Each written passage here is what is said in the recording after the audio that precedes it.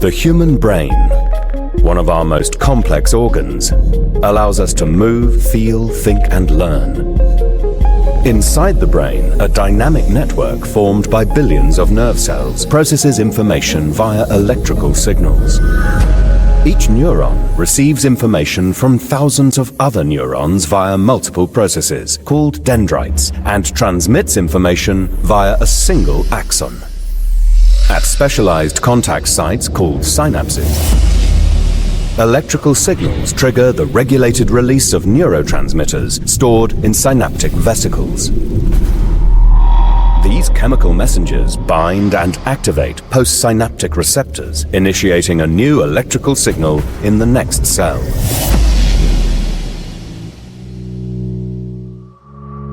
But how does a presynaptic cargo, for example, made in the cell body, end up at the right place within the cell?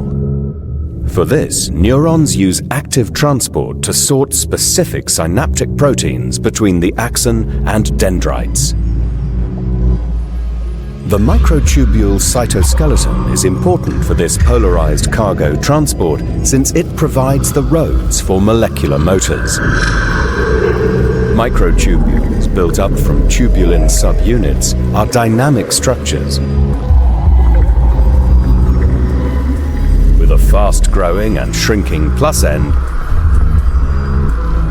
and a more stable minus end.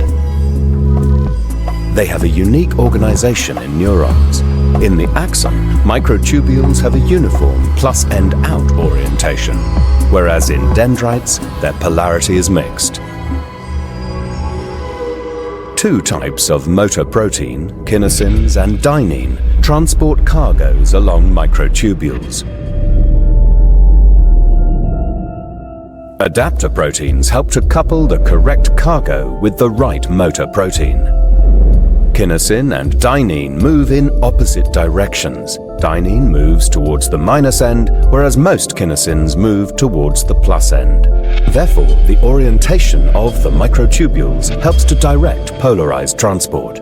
But many more levels of regulation exist to ensure proper sorting of cargoes. Various modifications of microtubules provide additional cues for motor proteins. Kinesins themselves are regulated by autoinhibition to prevent unnecessary activity. Attachment to a cargo or modifications of the motor protein releases autoinhibition and activates the kinesin.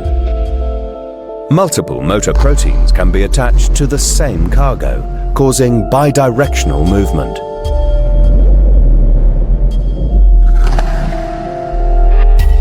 Inactivation or loss of a motor protein will cause the opposing motors to take the lead. Finally, reaching the right destination, the cargo is delivered, and in this case, released at the presynapse. Misregulation of neuronal trafficking caused by defects in the cytoskeleton organization, motor proteins, or regulators could all lead to abnormal neuronal transport, consequently resulting in synaptic dysfunction, neurodegeneration, and eventually brain diseases. Understanding the basic mechanisms of neuronal transport will ultimately help to understand and treat these neuronal diseases.